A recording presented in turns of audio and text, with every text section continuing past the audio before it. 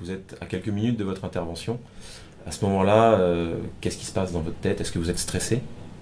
C'est une concentration, tout le monde attend le moment, et puis je pense que les pensées de tout le monde se dirigent vers une seule mission, c'est réussir le travail au mieux.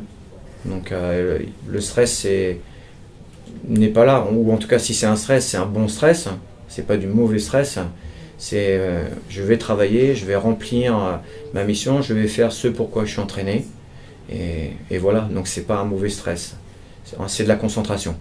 C'est comme un sportif de haut niveau qui se met sur sa ligne de départ pour faire un 100 mètres, c'est exactement pareil, parce que pour nous ça va être un sprint, donc je pense que ça s'apparente à ça.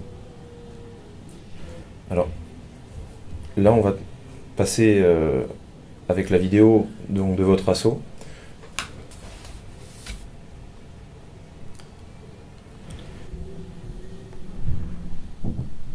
Bon là, le rideau est en train de s'ouvrir, donc on entend déjà les coups de feu à l'intérieur, parce que le ou les terroristes ont pris sous les tirs l'équipe de la BRI, et nous, notre rideau s'ouvre. Donc là, on sait que ça y est, c'est parti, quoi. Voilà. Donc là, on sait qu'il va falloir rentrer, et il va falloir y aller, quoi. Et on ne sait pas où sont les terroristes, quoi. Par contre, la mission est de rentrer et de neutraliser les terroristes, et surtout trouver les otages, protéger les otages et faire en sorte que tous les otages sortent. Et on sait à ce moment-là qu'à l'intérieur, on a 19 otages, 1 à 2 terroristes dans un petit espace. Et là, l'angoisse, c'est d'être suffisamment fort, suffisamment précis pour ne pas toucher un otage. Voilà.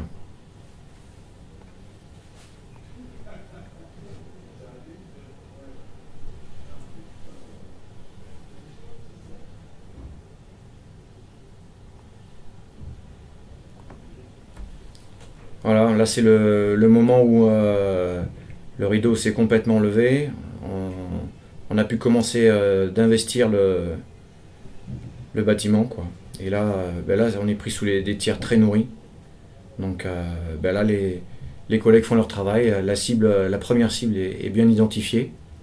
Elle est visible. Donc les gens font le travail et neutralisent le terroriste. Il y a un combat qui est fait. Et le combat est bien mené et le terroriste est neutralisé. Je ne détaillerai pas les procédures, mais bon, c'est beaucoup de fierté parce que les procédures et les entraînements sont payés. Je vois que tous les opérateurs réagissent comme ils doivent le faire dans un tel cas. Donc pour moi, c'est une immense fierté de les voir travailler, quoi.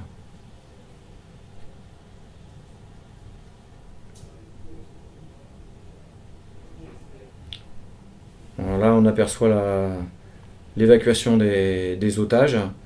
Donc c'est pareil, je vois que la procédure de protection et de guidage des otages vers la zone sécurisée est bien faite, hein. Donc ça on peut le dire. Donc pareil, c'est du bon travail. Et puis surtout, je vois que l'assaut continue parce que pour nous, c'était pas terminé. Parce que l'information qu'on avait n'était pas fixe sur un seul terroriste, mais il y avait une possibilité d'un second terroriste et surtout un deuxième niveau à fouiller. C'est-à-dire que c'était un bâtiment avec un niveau 0 et un niveau -1, donc le niveau 0 va être nettoyé. Et il nous reste un niveau -1 où on sait que se trouvent également des otages et il faut faire vite avec un maximum d'opérateurs de manière à arriver sur ces otages, pouvoir les protéger et puis les évacuer également. Voilà.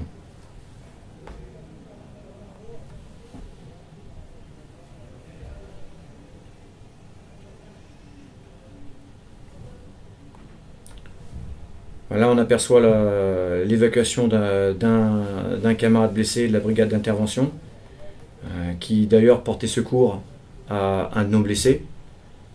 Et bon, toutes ces informations nous arrivent par radio, donc on sait qu'on a des blessés. On ne connaît pas leur gravité, mais la mission est de continuer, donc ça n'a jamais en rien stoppé l'assaut, quoi. On sait que derrière, il y a tout tout un dispositif qui va prendre en compte nos blessés, donc personne ne regarde à l'arrière, quoi. Quand les gens tombent, l'assaut continue. Donc on a vu tomber les collègues, mais en aucun cas ça stoppe un assaut, quoi. L'assaut continue.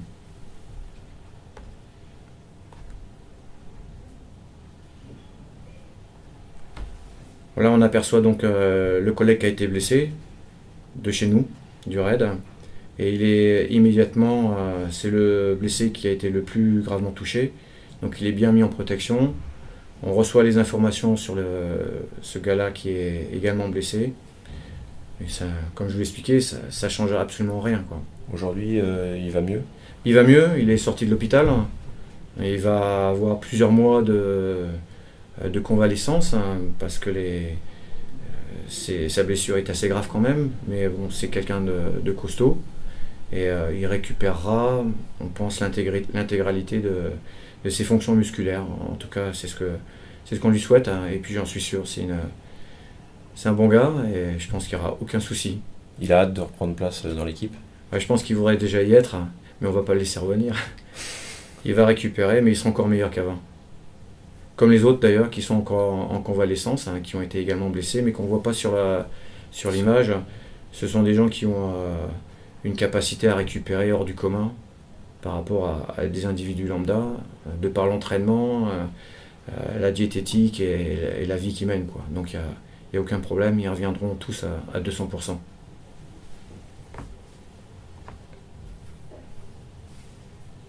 Voilà, je crois que c'est la fin. Ouais, c'est la fin. C'est une de vos plus grosses opérations?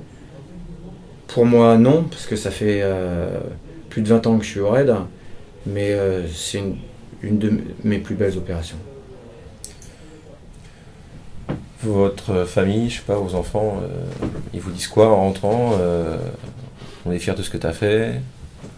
Enfin, qu'est-ce qu'ils vous disent à propos de ça? Bah, je pense qu'ils nous ont dit la même chose que je pense tous les Français ont ressenti, c'est-à-dire la fierté de sa police, de sa gendarmerie, d'avoir réglé une prise d'otage, d'avoir réglé une fuite folle, parce que personne ne savait quelle serait la suite. Donc, et puis surtout d'avoir sauvé 19 otages. Donc je pense que c'était une immense fierté de la part de ma famille, de savoir qu'on avait sauvé 19 vies, dont 2 enfants, une femme enceinte. C'est quelque chose qu'on ne peut pas décrire, quoi. Après l'assaut, quand vous avez fini? Un simple bravo, bravo les gars, beau travail, comme je vous le dis là, c'est tout. Non, il n'y a pas eu d'effusion, quoi. Ça a été un bravo, le chef du raid a réuni toutes ses troupes, par contre, ça c'est un moment fort aussi. Le chef du raid sur site a réuni l'ensemble de ses unités, de son unité.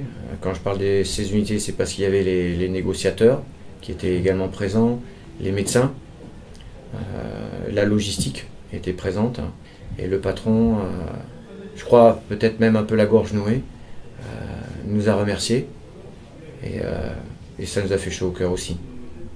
Et ensuite de recevoir la visite de notre ministre aussi, et de notre directeur général, pareil. C'est important pour nous. La reconnaissance de la nation, la reconnaissance de nos chefs, c'est quelque chose d'important, on a besoin de le ressentir, et on l'a ressenti directement. Et ça, c'est quelque chose d'important. Parce que tout de suite après, on passe déjà à autre chose. Donc ce qui s'est passé, c'est déjà loin derrière nous, on se prépare pour la prochaine crise, et de recevoir immédiatement une reconnaissance, c'est celle-là qu'on va retenir. Voilà. Inutile de te demander si aujourd'hui tu es d'autant plus fier d'être policier. Ouais, je suis très fier d'être policier et de travailler pour la nation. Si j'avais un conseil à donner aux jeunes qui veulent rentrer dans notre unité, c'est déjà de rentrer dans la police, réussir le concours, et déjà de vivre la vie des gardiens de la paix, parce qu'il n'y a pas plus beau que ce terme de gardien de la paix. C'est assurer la paix dans la zone publique pendant quelques années, bien apprendre à connaître nos citoyens, et ensuite de s'entraîner dur. La sélection est très difficile et de tenter de rejoindre notre unité, mais après avoir vécu la vie d'un gardien de la paix, qui eux sont vraiment tous les jours exposés au danger, exposés à des agressions, à des insultes et rarement à des remerciements comme ceux qu'ils ont reçus ces derniers jours. Et je pense qu'ils ont eu tous chaud au cœur de voir une population unie derrière le flic. Donc moi ce que j'aimerais, c'est que ça change la vision qu'ont les gens des policiers qui sont tous les jours dans la rue, qui sont amenés à leur dresser des procès-verbaux pour des infractions, mais que leur travail il ne se limite pas à ça. Il est là pour les protéger, et on l'a vu jusqu'à exposer leur vie, comme l'ont fait les deux collègues qui ont essayé, un, d'intervenir sur la voie publique, et le second, garde du corps, qui a essayé de protéger les personnes qui étaient dans la salle de réunion. Pour nous, ces images ont été terribles, mais d'autant plus terribles que on connaissait les deux personnes qui ont été abattues.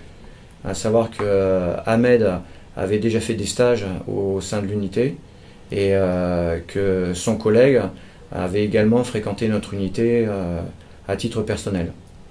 Mais par contre, ce qu'il a fait, c'est un truc de fou. Putain. Avec un 9 mm opposé à... C'est fou ce qu'il a fait. Franchement, c'est un courage, parce que je pense qu'il voulait stopper la fuite de ces gens-là, quoi. C'est impressionnant, impressionnant le courage. C'est impressionnant. Et on sait que le collègue qui était dans la salle de rédaction a tenté de les protéger avant d'être abattu, quoi. Donc même là, lui aussi a fait son travail, même s'il n'a pas pu neutraliser, il n'a pas cherché à fuir, il a cherché à se battre. Aucun a été abattu sans tenter de faire son travail. Les deux ont fait le travail pour lequel ils étaient payés, et c'est fantastique. Ça ne les ramènera pas, ça ne mettra pas de baume au cœur à leur famille, mais pour nous, c'est important, et puis les gens doivent savoir que ces gens-là sont morts pour ça, quoi. C'est impressionnant.